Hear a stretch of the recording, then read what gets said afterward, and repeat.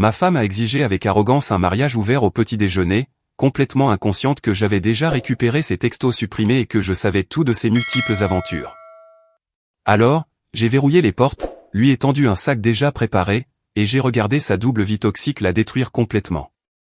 Ma femme de 35 ans, maintenant ex-femme, Sarah, 36 ans, a décroché un nouveau poste dans une petite agence de marketing il y a environ 5 mois.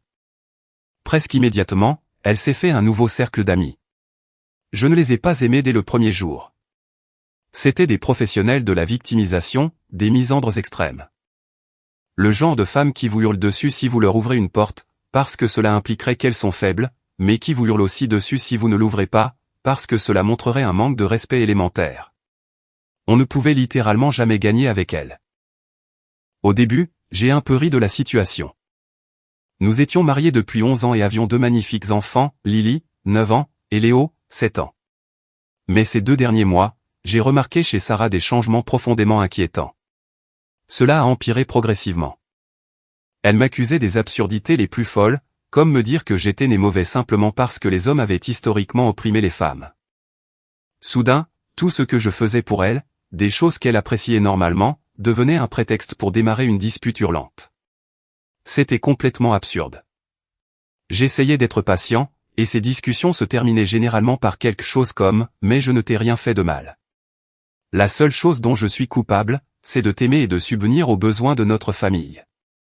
Cela la faisait généralement murmurer entre ses dents, avant qu'elle ne recommence exactement la même dispute le lendemain avec des buzzwords légèrement différents. Puis, il y a environ 5 semaines, j'ai eu ce sentiment aigu et nauséeux au creux de l'estomac que quelque chose n'allait vraiment pas. Elle est rentrée tard dans la nuit sans aucun préavis. Je n'ai pas pu joindre son téléphone pendant des heures. Quand elle est enfin entrée, elle était visiblement ivre, froide et distante envers moi. Le lendemain, elle a été extrêmement méprisante, me disant que j'étais contrôlant et que j'en faisais trop juste parce que je lui demandais où elle était. Ce scénario exact s'est reproduit plusieurs fois. J'ai fini par craquer et j'ai essayé de fouiller son téléphone pendant qu'elle était sous la douche. Je n'ai rien trouvé de définitif, mais j'ai suspecté qu'elle avait supprimé une énorme quantité de messages. En revanche, j'ai trouvé un fil de discussion actif avec l'une de ses nouvelles amies, empouvoirée. Elle parlait exactement de la façon dont Sarah allait m'aborder pour me demander une relation ouverte. J'ai immédiatement compris ce que mon instinct me criait. Elle me trompait. Dans le fil, Sarah disait à son amie qu'elle m'en parlerait le 2e lundi de décembre. Nos enfants étaient censés être chez mes parents pour fêter Noël en avance, et nous devions les rejoindre plus tard dans l'après-midi. Le lundi matin arrive.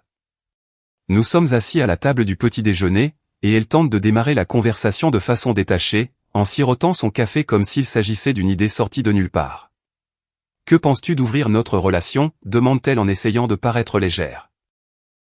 Heureusement, j'étais préparé. J'enregistrais déjà avec mon téléphone dans ma poche.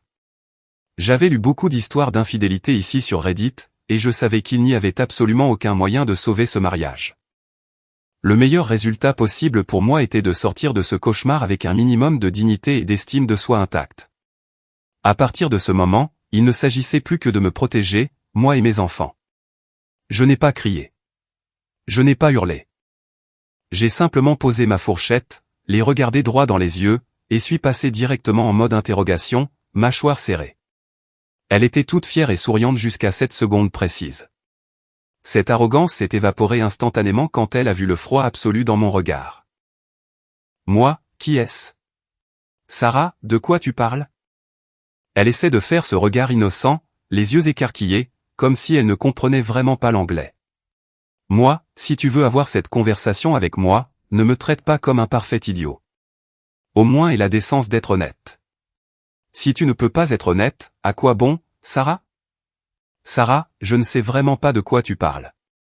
Moi, si tu me mens maintenant, on ne pourra pas avoir la discussion que tu veux sur notre relation. Je vois bien que tu caches quelque chose. C'est flagrant. Alors, qui est le type avec qui tu couches? Sarah, moi, oh mon Dieu, il y en a plus d'un, n'est-ce pas? Sarah, non. Moi, ne mens pas. Ne me mens pas en face. Tu viens de détruire complètement 11 ans de confiance. Je vois que tu mens. Soit tu es 100% honnête maintenant et on en parle, soit je divorce. Notre mariage s'arrête à 7 secondes. Pas de discussion, pas de thérapie, pas de débat, juste le divorce. Tu me comprends, Sarah? Dis-le. Tu comprends? Tu comprends que je sais déjà beaucoup de choses? Je te lis comme un livre ouvert. Si je te prends à mentir une seule fois, c'est terminé. Dis-moi que tu comprends, Sarah. Sarah, je comprends. Elle se met alors à me raconter, de façon détachée, 2 coups d'un soir distinct, survenus quand elle sortait avec ses nouvelles amies. Je lui demande leur nom, s'ils sont mariés, si elle a utilisé une protection. Elle roule des yeux et admet que ce sont 2 hommes mariés avec des enfants. Puis, comme si elle parlait de sa liste de courses, elle m'annonce qu'elle prévoit de coucher avec un collègue de sa nouvelle boîte. Elle dit qu'elle a l'intention de le faire parce que c'est bon pour son épanouissement personnel, et que je n'ai aucun droit de contrôler son corps. Putain, mais qu'est-ce que... Je lui demande des détails sur le collègue et j'obtiens son nom et celui de sa femme. Il est marié, mais selon Sarah, ils sont dans une relation ouverte exactement comme celle qu'elle veut soudainement pour nous. Elle a ensuite l'audace absolue de continuer en disant qu'elle va me présenter certaines de ses amies pour que ce soit équitable. Elle mentionne une amie en particulier qui serait apparemment très intéressée par moi. Je sais exactement de qui il s'agit, et je ne toucherai pas cette femme avec une perche de 3 mètres. Je lui dis que je ne suis pas intéressé par ces jeux malades. Je lui demande de me donner son téléphone. Elle hésite, mais finit par le déverrouiller avec son schéma et me le tend avant d'aller aux toilettes. À la seconde où la porte de la salle de bain claque, je cours vers mon bureau à la maison et je verrouille la porte derrière moi. Elle panique immédiatement, frappe violemment à la porte et me hurle de la laisser entrer. J'ai branché son téléphone sur mon ordinateur et lancé un logiciel de récupération puissant pour les contenus supprimés. J'ai fini par extraire des milliers de lignes de preuves explicites, profondément douloureuses.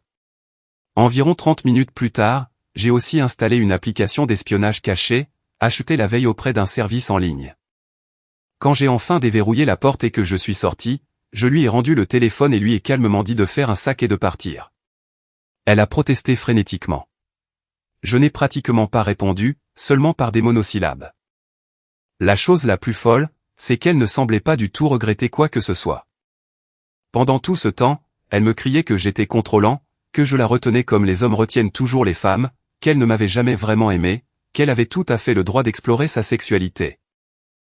Et qu'elle s'attendait pleinement à ce que j'accepte ça parce que ce n'était pas grave. Je n'ai pas répondu. J'ai à peine dit un mot. J'ai simplement emballé systématiquement ses vêtements dans une valise pendant qu'elle tournait autour de moi comme un vautour, en me lançant des insultes. Je me suis retrouvé à la porte d'entrée, tenant ses sacs, restant silencieux jusqu'à ce qu'elle finisse par s'essouffler. Finalement, elle a traîné ses sacs jusqu'à sa voiture pour aller chez ses parents. En descendant les marches du Porsche, je l'ai regardée et j'ai dit, « Tu es célibataire maintenant. Tu peux faire ce que tu veux. Je ne te contrôle plus. Mon avocat te contactera en janvier. » Quand elle s'est retournée pour crier une réponse, j'ai simplement claqué la lourde porte en chaîne au nez et verrouillé le verrou.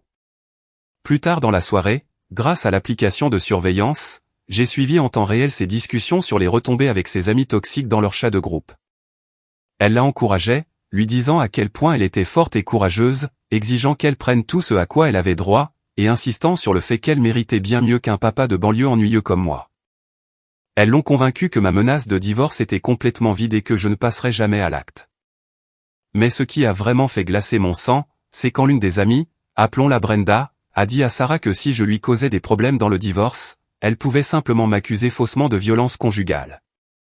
Brenda a expliqué avec un luxe de détails nauséabond comment elle avait complètement détruit son propre ex-mari, pris sa maison et obtenu la garde exclusive de leurs enfants simplement en mentant à la police en disant qu'il l'avait frappé.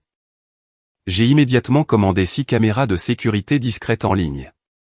Je savais dès cet instant que je devais enregistrer chaque seconde de ma vie à partir de maintenant. Je n'arrivais pas à croire ce que je lisais. Je n'avais jamais menacé Sarah, encore moins levé la main sur elle. Pendant que j'installais les caméras 2 jours plus tard, j'ai vu un nouveau message apparaître sur son téléphone. Elle écrivait à son collègue, l'amant, pour se voir. Ils se sont mis d'accord pour se retrouver dans un motel bon marché de l'autre côté de la ville. J'ai été absolument stupéfait par son culot. Je suis immédiatement allé sur Facebook et j'ai passé environ 20 minutes à retrouver la femme de l'amant. Je lui ai envoyé une demande d'amis, et quand elle a accepté, je lui ai envoyé un long message détaillant tout, avec des captures d'écran de leur texto et l'adresse exacte ainsi que le numéro de chambre du motel où ils se trouvaient à ce moment-là. Elle a répondu par un simple « merci ». Puis elle s'est déconnectée. Quelques heures plus tard, mon téléphone a vibré. C'était une vidéo de la femme de l'amant. Elle était allée directement au motel et avait enfoncé la porte. La vidéo commençait dans le couloir, capturant les cris. Ce n'était pas la première fois que son mari trompait. Je l'entendais hurler, « Toi, tu me refais ça, à nos enfants encore ? Je t'avais dit que c'était fini si tu recommençais. » La caméra a pané dans la chambre. Et là, il y avait ma femme, essayant frénétiquement de rabaisser sa robe, assise au bord du matelas taché. J'ai littéralement vomi dans l'évier de ma cuisine la première fois que j'ai vu ça. La vidéo se terminait juste après que la femme de l'amant ait giflé Sarah violemment et l'ait insultée. J'ai transféré la vidéo sur le téléphone de Sarah avec un seul texto, « J'ai vu la vidéo. Je ne veux plus jamais te revoir près de moi. » Sa réponse, elle m'a renvoyé un emoji qui rit et m'a dit que j'étais pathétique d'avoir fait l'équipe avec une autre femme opprimée. C'était comme si elle voyait toute notre interaction comme une sorte de compétition malade où, dans son esprit délirant, elle gagnait. Elle était complètement déconnectée de la réalité. Elle ne comprenait fondamentalement pas que sa vie telle qu'elle la connaissait était terminée. Je me suis connecté au grand groupe WhatsApp de la famille de Sarah. J'ai écrit un message poli et concis informant ses parents, ses frères et sœurs et sa famille élargie que nous divorcions immédiatement à cause de son infidélité rampante. Je les ai remerciés de m'avoir fait me sentir le bienvenu et membre de leur famille pendant la dernière décennie. Puis j'ai quitté définitivement le groupe. Mon téléphone a explosé d'appels et de messages de son côté de la famille. Mais je n'en ai lu ni répondu à aucun. Je n'avais simplement plus l'énergie. J'ai appelé mes parents en sanglotant et je leur ai tout raconté. Mon père, qui est habituellement l'homme le plus calme de la terre, a immédiatement texté Sarah pour lui dire qu'elle était définitivement interdite de leur maison et qu'elle ne serait pas la bienvenue pour Noël. J'ai conduit les enfants chez mes parents. J'ai appelé mon patron, je lui ai expliqué le cauchemar, et il m'a généreusement accordé un congé payé jusqu'à mi-janvier pour remettre ma vie en ordre. Assis dans ma chambre d'enfance, je continuais de surveiller les discussions de plus en plus frénétiques de Sarah avec ses amis. Elle n'avait toujours pas réalisé qu'elle avait perdu sa famille, que son mariage était en cendres, et que son amant l'avait complètement bloqué après que sa femme les ait surpris. Elle m'a envoyé des dizaines de messages abusifs.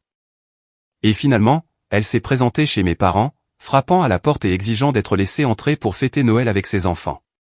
Mon père a ouvert, lui a pointé le doigt au visage et l'a menacé d'appeler la police immédiatement si elle ne quittait pas sa propriété. Elle est repartie en le maudissant. J'ai passé le reste de la semaine à chercher des avocats spécialisés en divorce et à pleurer mon âme.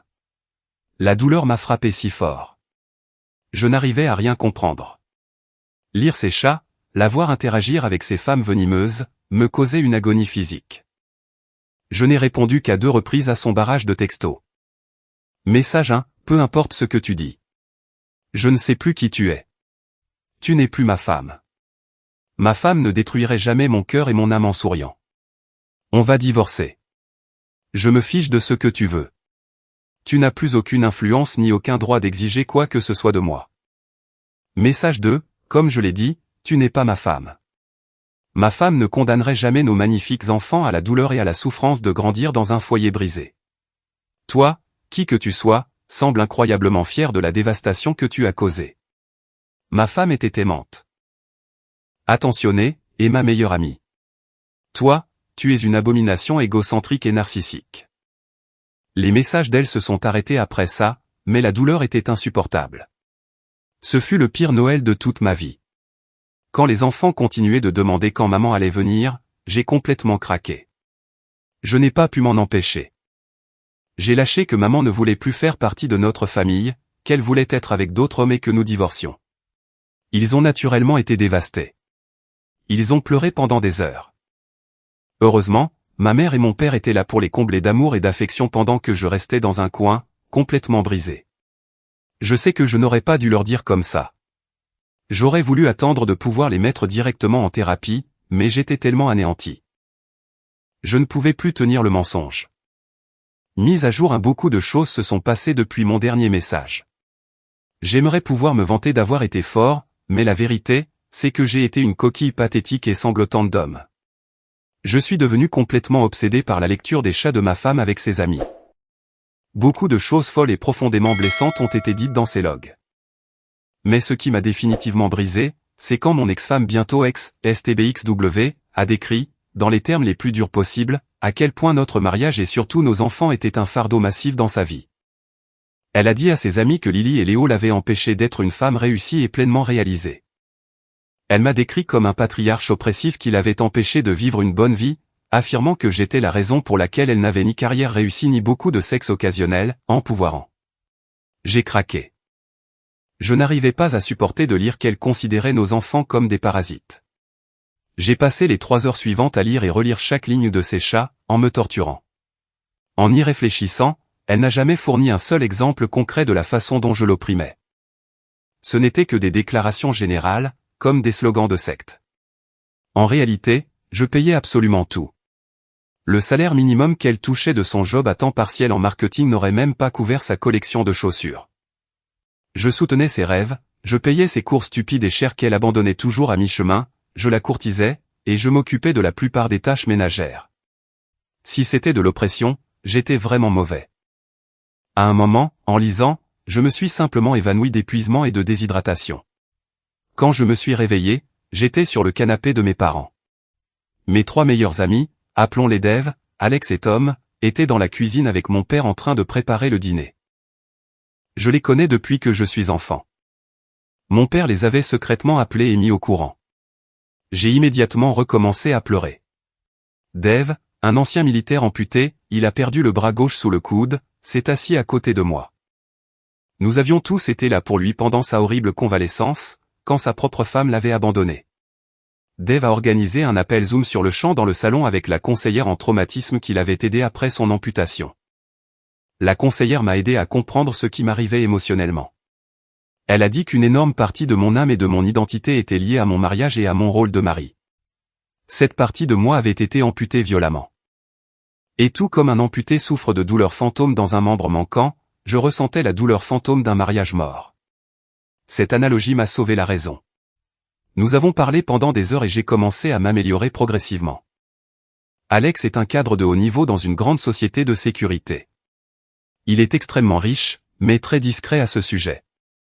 Pendant que je parlais avec la conseillère, Alex a appelé un cabinet d'avocats de divorce horrifiquement cher que son entreprise a sous contrat. Dimanche matin, j'étais assis dans une salle de conférence en acajou face à une avocate d'élite que je n'aurais jamais pu me permettre d'engager dans mes rêves les plus fous.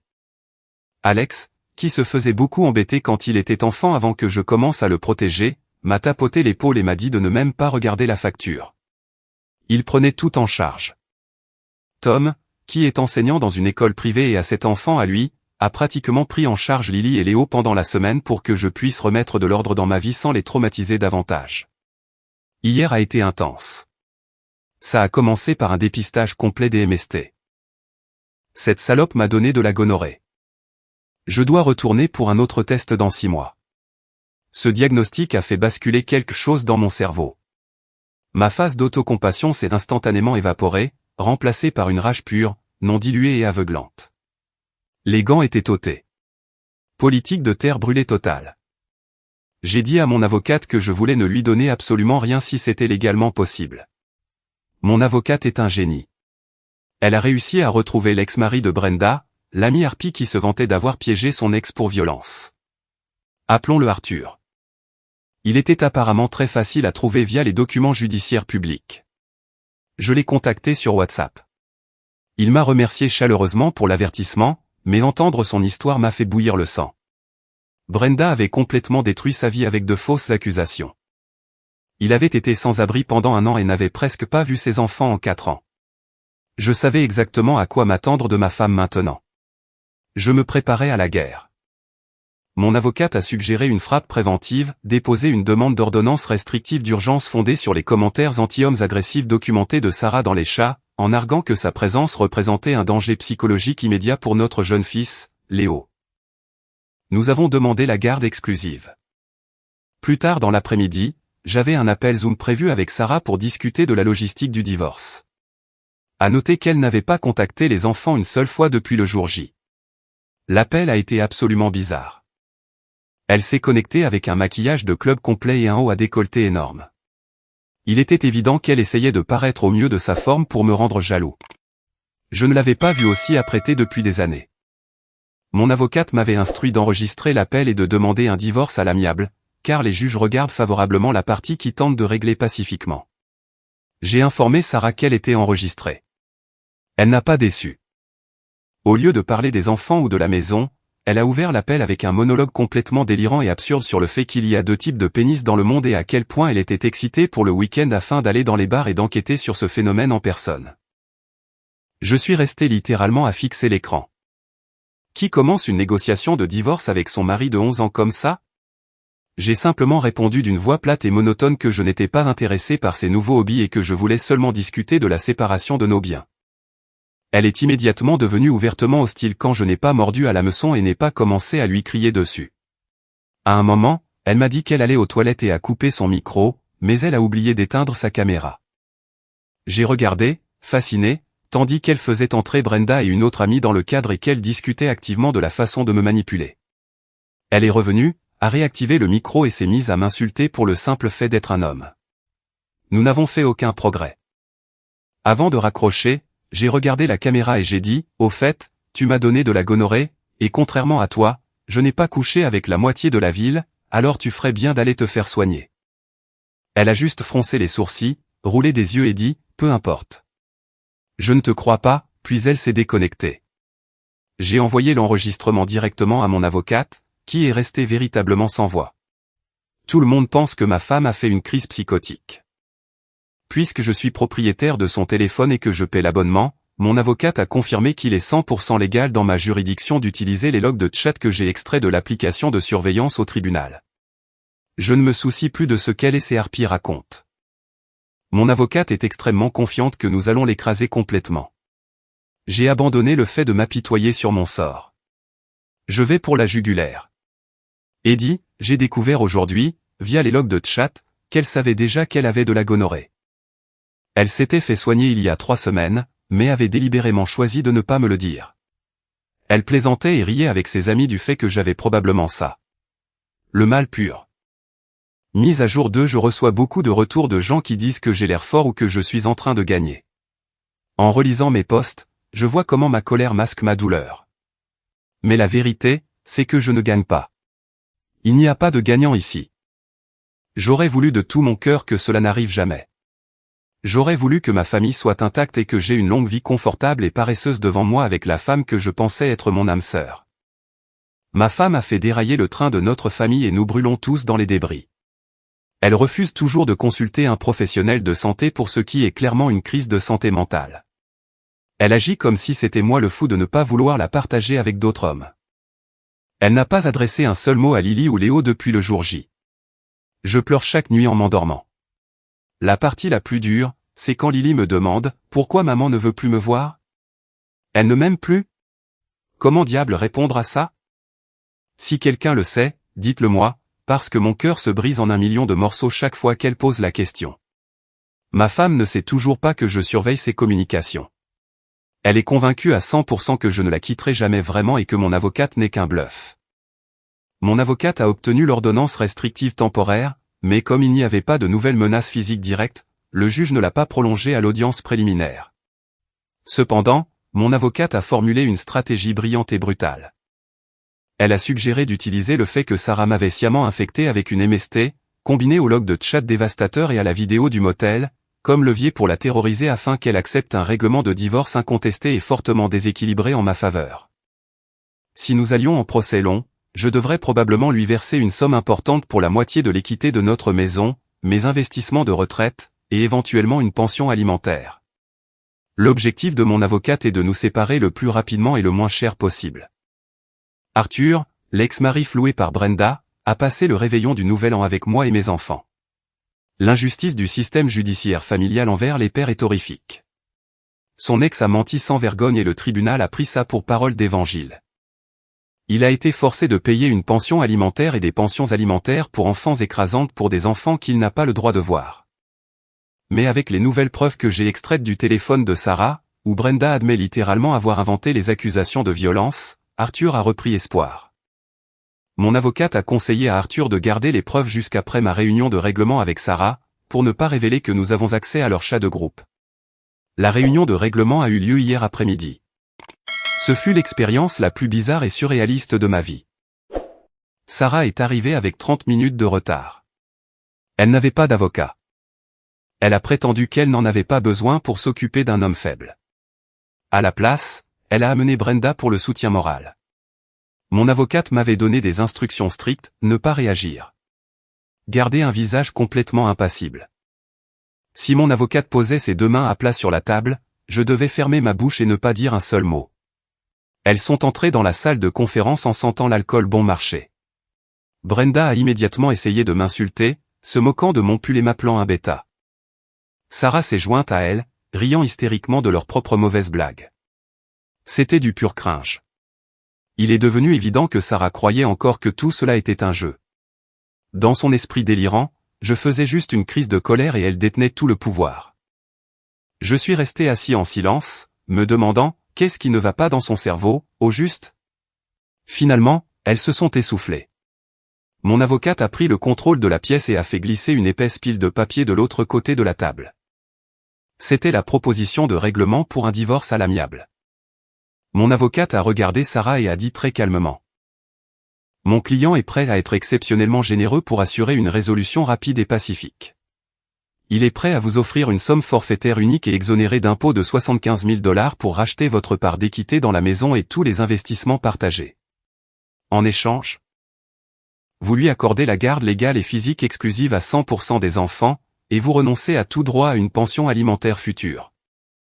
Mon avocate n'a même pas eu le temps de finir sa phrase avant que Sarah ne gaspille, les yeux brillants de pure cupidité. Elle et Brenda se sont poussées agressivement l'une l'autre. 75 000 $ cash tout de suite. Pour elle, ça ressemblait à gagner au loto. Sarah a attrapé un stylo et a pratiquement crié « Où est-ce que je signe ?» Mon avocate a cligné des yeux, clairement stupéfaite. Elle a demandé « Madame, ne voulez-vous pas que des avocats indépendants examinent d'abord cet accord ? Comprenez-vous que vous signez le renoncement à vos droits parentaux et à votre revendication sur sa retraite ? » Non, je n'ai pas besoin d'avocat, a répondu sèchement Sarah. Donnez-moi juste les papiers. Quand est-ce que j'ai l'argent ? On doit aller au pub. Mon avocate a posé calmement ses deux mains à plat sur la table. Je me suis immédiatement figé et j'ai mordu ma langue. Mon avocate a appuyé sur un bouton de l'interphone et une femme plus âgée est entrée dans la pièce. Elle a demandé nos pièces d'identité. Nous avons tous les deux signé la pile massive de documents. La femme plus âgée les a tamponnés lourdement. J'ai appris plus tard qu'elle était notaire assermentée. Mon avocate s'est levée, a souri d'un sourire terrifiant et prédateur, et a dit « Merci, mesdames. Nous en avons terminé ici. » Sarah et Brenda se sont levées, si impatientes de partir qu'elles n'ont même pas pris leur exemplaire de l'accord. Elles l'ont juste laissé sur la table en acajou et ont pratiquement dansé hors de la pièce. Une fois que nous les avons vus traverser le parking depuis la fenêtre, mon avocate m'a regardé, a laissé échapper un énorme soupir et a dit « Félicitations ». C'était la négociation de divorce la plus étrange et la plus facile que j'ai jamais vue en 20 ans de carrière. Elle a pris l'exemplaire de Sarah, l'a jeté dans un tiroir de son bureau et l'a verrouillé. Nous lui enverrons ça par la poste quand le juge finalisera. En attendant, laissons-la oublier que ça existe. Donc, en surface, je suis libre. J'ai la maison. J'ai mes enfants. Je garde ma retraite. Le tout pour 75 000 $. Alex, mon ami fortuné, a immédiatement viré l'argent sur mon compte comme cadeau de divorce, refusant que je le rembourse. Je n'ai toujours pas l'impression que c'est réel. J'ai peur qu'elle se réveille demain, réalise ce qu'elle a fait, engage une avocate féministe agressive et m'accuse de crimes horribles pour annuler le contrat. Mon avocate m'a dit de garder la tête basse, de continuer à payer sa facture de téléphone pour ne pas la provoquer, et d'attendre l'audience finale devant le juge. Mise à jour 3. Je suis tellement fatigué. Je n'ai pas dormi depuis je ne sais combien de jours. Je suis pratiquement divorcé. Il faudra 4 à 6 mois pour que les papiers traversent le moulin bureaucratique, mais mon avocate a obtenu une audience accélérée et le juge a approuvé le règlement. Il n'y a pratiquement plus rien que Sarah puisse faire pour le renverser maintenant. Mais arriver à ce point a été une descente absolue en enfer. Vendredi matin dernier, je préparais des pancakes pour les enfants quand j'ai entendu un martèlement tonitruant à ma porte d'entrée. Je l'ai ouverte pour trouver 8 policiers lourdement armés. Ils m'ont fourré un mandat de perquisition sous le nez et se sont frayé un chemin dans mon salon. J'étais terrifié. Je les ai suppliés de me laisser emmener Lily et Léo dans le jardin pour qu'ils ne soient pas traumatisés. Heureusement, le capitaine a accepté. Pendant que j'étais assis en train de grelotter sur la terrasse avec mes enfants qui pleuraient, j'ai lu le mandat. C'était pour des stupéfiants, spécifiquement de la méthamphétamine en cristal. Tous ceux dans les commentaires qui avaient deviné que le comportement bizarre et erratique de ma femme était lié à la drogue, vous aviez 100% raison. J'ai appelé mon avocate dans la panique, mais elle ne pouvait rien faire. Le mandat était légalement valide parce que l'adresse légale de Sarah était encore enregistrée à mon domicile. Les flics ont complètement saccagé ma maison. Ils ont déchiré les canapés, vidé tous les tiroirs et arraché les vêtements des placards. Ils n'ont rien trouvé, bien sûr, parce que Sarah n'y habitait plus depuis des semaines. Mais la maison ressemblait à un champ de bataille après une explosion. Pendant que les flics fouillaient ma maison, je n'avais aucune idée de ce qui avait déclenché tout ça. Ce n'est que plus tard dans l'après-midi que j'ai découvert toute la vérité. Sarah, Brenda et une autre harpie nommée Chloé avaient volé ma seconde voiture, une Honda Civic que je laissais stationner dans la rue, alors qu'elles étaient défoncées à la meth et à l'alcool. Sarah était à l'arrière. Brenda conduisait. Elle roulait à 110 km/h dans une zone limitée à 50 km/h et ont percuté violemment la vitrine d'une boulangerie locale. Elles ont toutes été arrêtées sur place. Elles étaient complètement couvertes de drogue. L'accident a été horrible. Chloé, qui était sur le siège passager, a été projetée à travers le pare-brise et est actuellement en soins intensifs dans un état critique. On ne sait pas si elle survivra. À cause des drogues trouvées dans la voiture, la police a immédiatement émis des mandats de perquisition pour toutes leurs adresses enregistrées, ce qui incluait ma maison, l'appartement de Brenda et la maison des parents de Sarah. Quand la police a enfin quitté ma propriété, je suis rentré et je me suis juste effondré par terre au milieu des débris de mon salon. Je me suis senti complètement brisé. J'ai appelé mon père en sanglotant de façon incontrôlable. En moins de 2 heures, mon père est arrivé avec 26 personnes, amis, cousins, voisins et des gars de son club de bowling. Ils m'ont envoyé, moi et les enfants, chez ma mère. Pendant que j'étais assis sur le porche de ma mère à manger de la nourriture réconfortante et à me sentir suicidaire, cette armée de 26 personnes a complètement reconstruit ma maison. Ils ont nettoyé les sols, lavé les murs, réorganisé chaque placard, réparé les charnières de portes cassées et remis chaque meuble en place. Quand je suis rentré dimanche, la maison était plus propre que le jour où nous l'avions achetée. J'ai pleuré dans ma cuisine. Je n'ai aucune idée de comment je pourrai jamais rembourser ce genre d'amour. Pendant ce temps, la perquisition de l'appartement de Brenda a révélé un stock massif de meth. Mais pire encore, les 2 jeunes enfants de Brenda étaient enfermés dans une chambre, complètement seuls, entourés de saleté. Pas de babysitter, pas de nourriture. Les services de protection de l'enfance ont immédiatement pris les enfants. Arthur, l'ex-mari floué, s'est présenté au tribunal familial d'urgence samedi matin.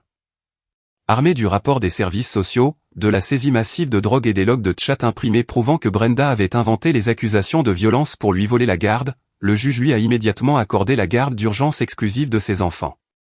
Arthur est aux anges. Il n'arrête pas de pleurer. Des larmes de joie. Il a retrouvé ses bébés. Brenda risque des décennies de prison pour trafic de drogue, mise en danger d'enfants et conduite en état d'ivresse aggravée. Si Chloé meurt, Brenda sera inculpée d'homicide involontaire au volant. Quant à Sarah, la maison de ses parents a aussi été perquisitionnée. Ses parents étaient mortifiés. Ils ont enfin réalisé que Sarah leur avait menti pendant tout ce temps. Elle leur avait dit que nous travaillions à nous raccommoder et qu'elle restait juste chez eux pour me laisser de l'espace.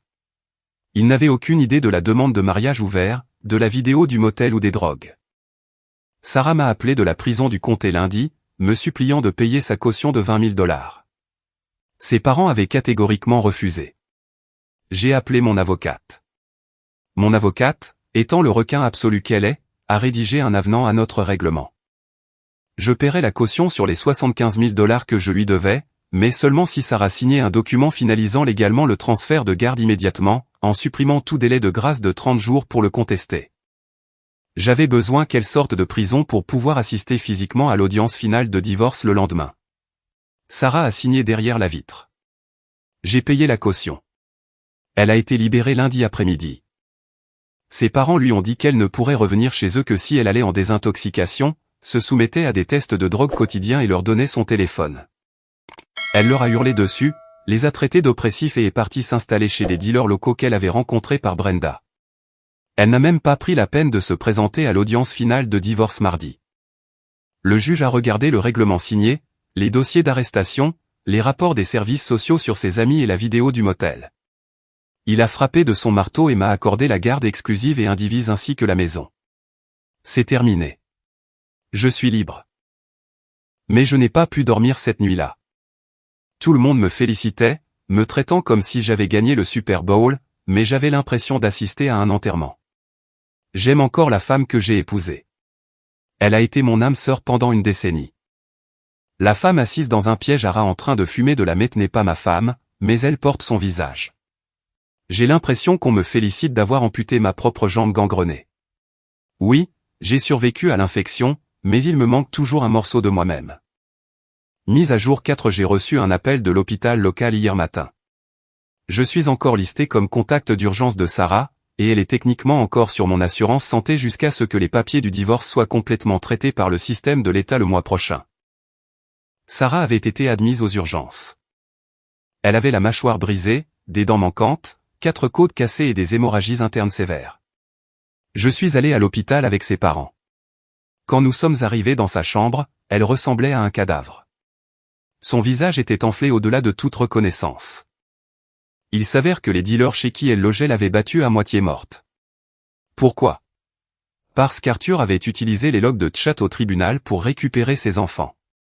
La nouvelle était remontée jusqu'aux dealers, quelqu'un avait fuité leur communication privée aux tribunaux. Ils ont supposé que Sarah avait donné son téléphone à la police pour obtenir un accord de plaider coupable. Alors ils l'ont battue avec une batte de baseball et l'ont jetée hors d'une voiture en mouvement dans une ruelle. Incroyablement, elle ne réalise toujours pas que j'ai une application d'espionnage sur son téléphone. Elle pense que la police l'a piraté. Assis dans cette chambre d'hôpital en regardant son corps brisé, j'ai ressenti une envie nauséabonde de la protéger, mais j'ai dû me rappeler qu'elle est une toxicomane dangereuse qui a abandonné ses enfants pour se prostituer contre de la meth. Sa mère se tenait près du lit en pleurant et a dit à Sarah qu'elle ne lui donnerait pas un centime à moins qu'elle aille directement de l'hôpital dans un centre de désintoxication fermé pendant une année entière. Pour la première fois depuis le début de ce cauchemar, j'ai vu un véritable regret dans les yeux de Sarah, mais je pense qu'elle regrettait seulement que la fête soit finie. Elle a marmonné à travers sa mâchoire câblée, « Je suis désolé d'avoir tout gâché », mais elle n'a même pas pu me regarder dans les yeux. Elle n'a pas demandé de nouvelles de Lily ou Léo. Elle n'a pas demandé de nouvelles de Chloé, qui agonisait 2 étages plus haut. Elle fixait juste le plafond d'un air vide. Pendant que ses parents remplissaient les papiers pour la désintoxication, je suis monté aux soins intensifs pour voir Chloé. J'ai soudoyé l'infirmière de service avec un café pour qu'elle me laisse entrer 5 minutes. Chloé était éveillée, mais à peine. Elle ressemblait à un squelette branché à une douzaine de machines. Je lui ai demandé comment tout cela était arrivé. Comment ma femme, cadre en marketing de banlieue, avait-elle fini par fumer de la meth et se faire battre par des dealers de cartel en 5 mois? Chloé a tout avoué péniblement. Toute cette attitude hardcore féministe, abat le patriarcat, n'était qu'une façade. C'était un bouclier psychologique qu'elles utilisaient pour justifier leur choix de vie horrible. Brenda avait entraîné Sarah dans leur groupe, l'avait initiée à la meth lors d'une retraite des « empowerm » féminins, et l'avait accrochée instantanément.